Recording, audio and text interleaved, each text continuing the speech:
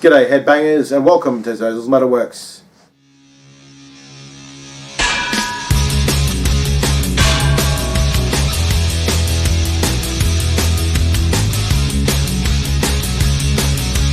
Welcome back, my fellow metalheads, to another edition of Dozels Metalworks. It's been a few weeks, yes I know. The first week, Rex was hanging out with a bunch of country hicks up at... Rex is cracking up. Up in Cara, he had a wrestling show to do with ICW Central West, so g'day to all my Central West people up there, especially Whoopers, High Octane.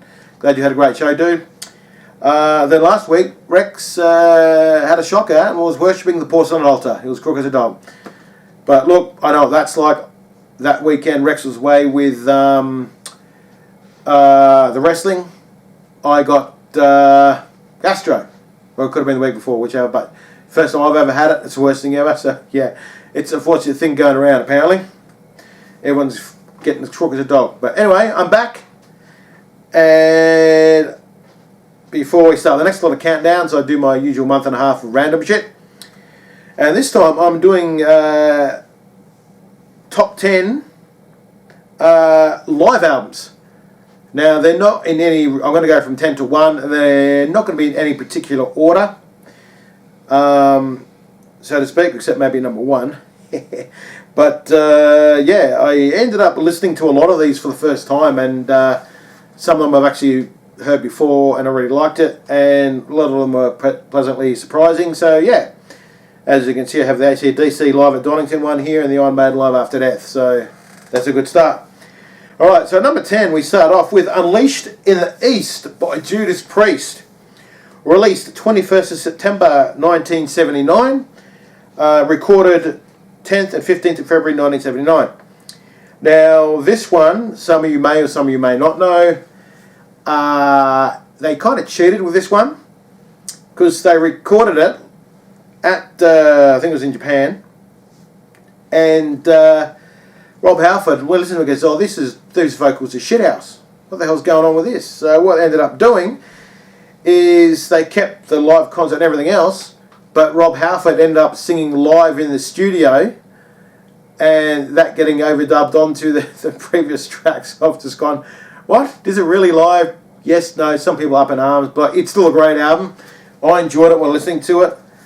And whether or not I'd ever buy it on CD for myself, don't know.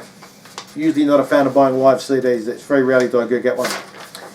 Anyway, number 9, we have Operation Live Crime by Queensryche. Recorded May 10th to 12th in 1991. Released October 28th, 1991. Now this was basically Queensryche doing the Operation Mindcrime album in its entirety in concert. I actually like when bands have done that. I actually saw Wasp many years ago doing the Crimson Idol album in its entirety up in Sydney, and that was an absolute banger. So yeah, but this was an album I listened to for the first time, and because I love this album, to hearing the live rendition of it was really cool. So getting that one in here. Okay, now at number 8 we have Live at Donington by AC/DC. Recorded 17th of August 1991 at Donington Park for the Monsters of Rock Festival. Now it was released on VHS 26th of October 1992, on DVD 3rd of November 2003, and on Blu-ray 16th of October 07. Double CD. My friend Nick bought it on VHS cassette tape years ago, and look, the concept was absolutely fantastic. It's an absolute banger. What can I say? Some of the when I first watched it, a lot of the tracks I didn't know, but still enjoyed it nonetheless. Definitely one of the best live albums you'll ever hear. So get into it. Okay, next one we have Decade of Aggression by Slayer. Released October 1991. Recorded October 14th, 1990, March 8th, 1991, and July 13th, 1991. I've got 3 different places where they're all recorded.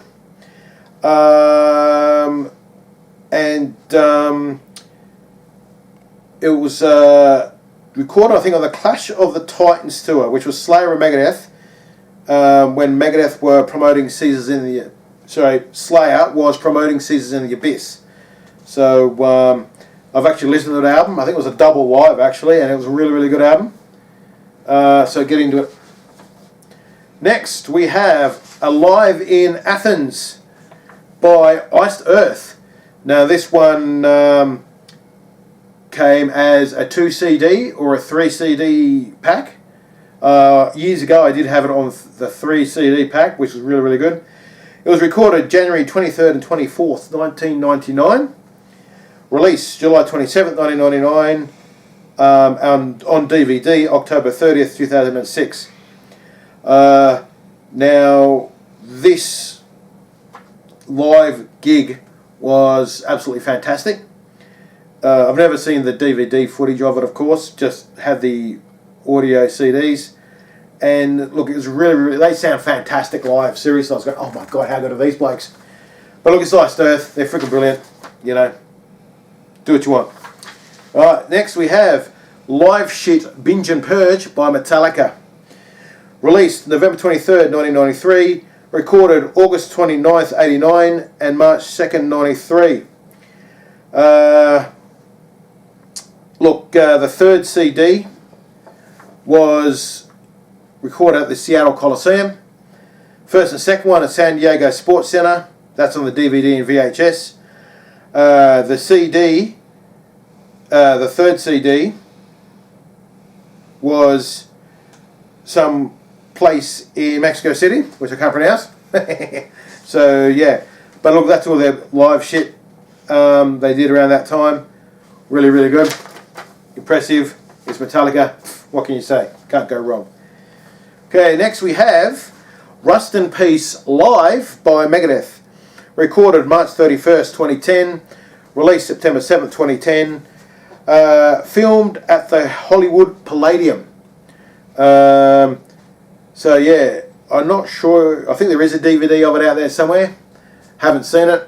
Wouldn't mind seeing it. But again, they've done Rust in Peace in its entirety. Look, Rust in Peace is the best Megadeth album. If you don't like it, get out. But look, yeah, this is one I would actually like to see. And see if they did extra stuff as well, because obviously Rust in Peace isn't the longest album, so they would have had to do a second set or an extra encore, so yeah. Okay, next one we have Official Live 101 Proof by Pantera. Now that was a freaking banger of an album, that one.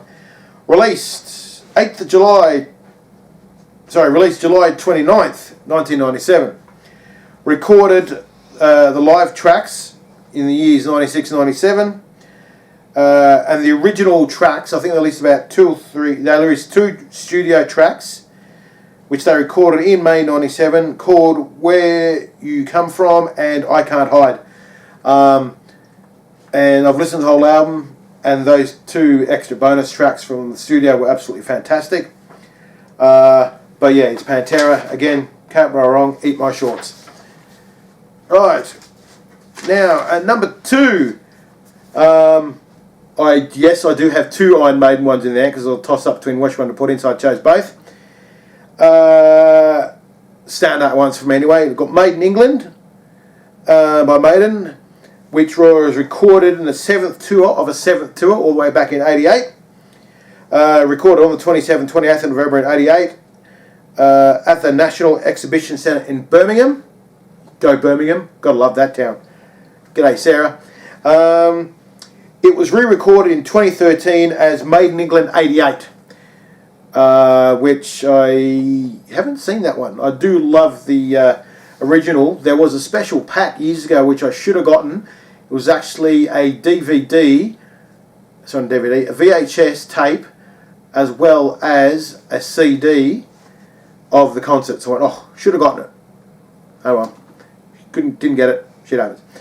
But look, that's when, well, everyone knows my favourite album, Seventh Son of the Seventh Son. So if I can get my hands, I think I do actually have the Made in England 88 DVD at home, so I should actually sit down and actually watch the bloody thing. But yeah, And number one, without a shadow of a doubt, the best live album ever made, Live After Death by Iron Maiden.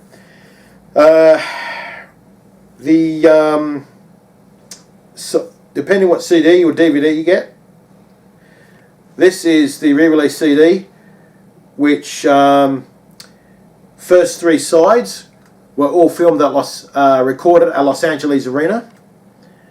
The World Slavery Tour, 84-85.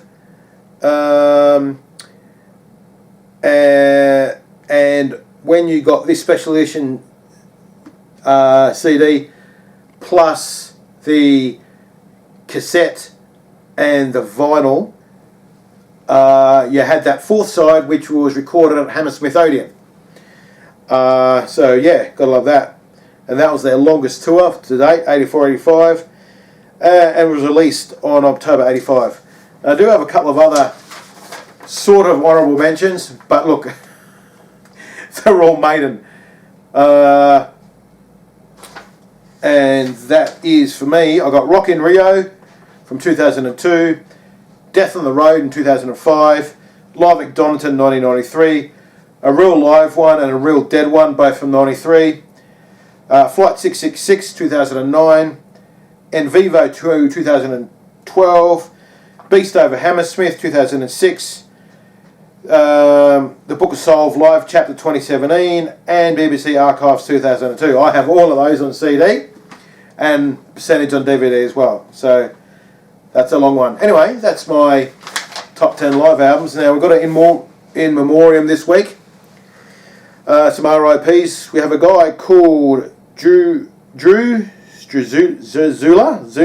can't remember what his name is. Now, I didn't know him by name, but then I found out who he was and what he did and went, holy shit, this is a great loss.